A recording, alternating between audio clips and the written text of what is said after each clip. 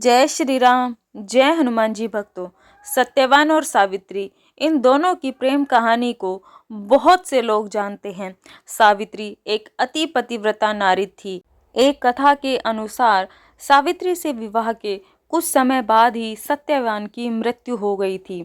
सावित्री ने यह साबित करने के लिए कि एक पतिव्रता नारी में कितनी शक्ति है और वह अपने पति के लिए कुछ भी कर सकती है, अपने पति धर्म को निभाने के लिए अपने पति को मृत्यु के देवता यानी कि यमराज से वापस भी मांग लाई थी।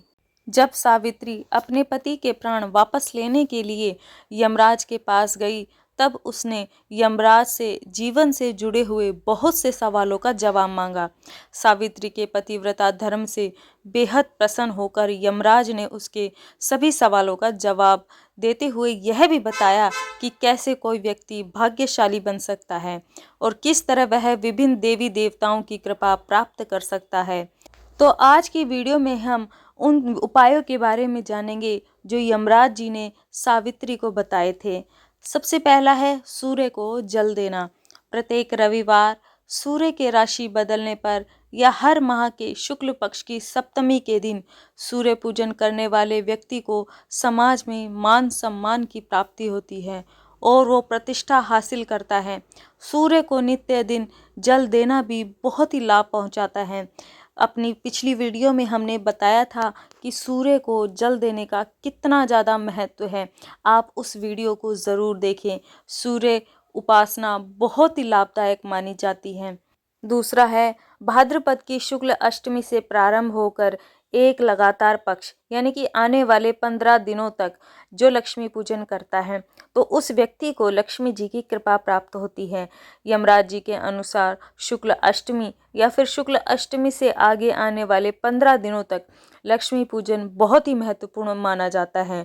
जो इन दिनों में लक्ष्मी जी का पूजन करता है उसके घर में किसी भी तरह की कमी नहीं रहती है। उसको जीवन में हर तरह की सुख संपत्ति और धन और ऐश्वर्य की प्राप्ति होती है। शिवलिंग को जल चढ़ाना। यमराज जी के अनुसार जो व्यक्ति रोजाना शिवलिंग पर जल चढ़ाते हैं, उनकी पूजा अर्चना करते हैं तो उस व्यक्ति के सारे दुख और तकलीफें समाप्त हो जाती हैं। स्वयं भोलेनाथ उनकी दरिद्रता, किसी भी प्रकार के कष्ट का शमन खुद करते हैं। इसलिए हर व्यक्ति को शिवलिंग पर जल जरूर चढ़ाना चाहिए। भाद्रपद माह के शुक्ल पक्ष की द्वादशी को देवराज इंद्र की पूजा करने वाले व्यक्ति को सुख और वैभव की प्राप्ति होती है। पूर्णिमा पर कृष्ण पूजन। हर माह की पूर्णिमा पर कृष्ण पूजन करने से भगवान कृष्ण की कृपा मिलती है।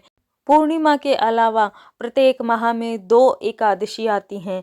जो व्यक्ति इन दोनों एकादशी पर व्रत रखता है उसे विशेष फल प्राप्त होता है। एकादशी का व्रत बहुत ही महान पुण्य फल देने वाला होता है। एकादशी का व्रत भगवान विष्णु जी को अर्पित होता है। जो व्यक्ति एकादशी का व्रत करता है उसके सारे दुख तकलीफें विष्णु जी दूर कर देते हैं और उसे वैकुंठ धाम की प्राप्ति होती है। एकादशी का व्रत सभी व्रतों में श्रेष्ठ माना गया है।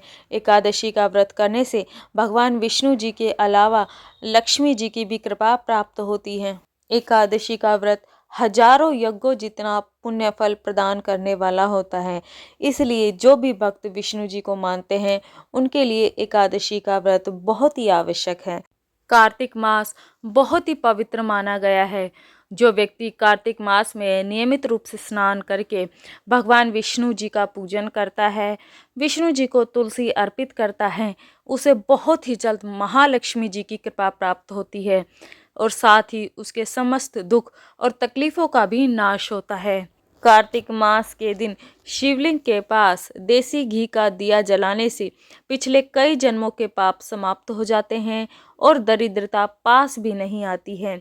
माघ के महीने में प्रातः सवेरे किसी पवित्र नदी में स्नान करने से व्यक्ति को अक्षय पुण्य की प्राप्ति होती है और भाग्य ऐसे लोगों का साथ कभी भी नहीं छोड़ता है और दुर्भाग्य उसके आसपास भी नहीं फटकता है।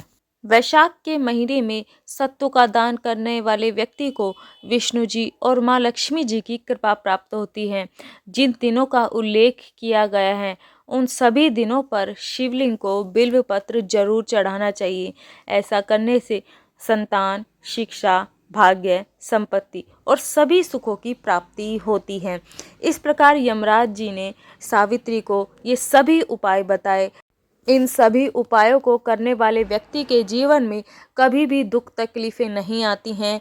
भगवान की कृपा उसे प्राप्त होती है और उसे इस लोक में सुख भोग कर अंत में मोक्ष की प्राप्ति होती है।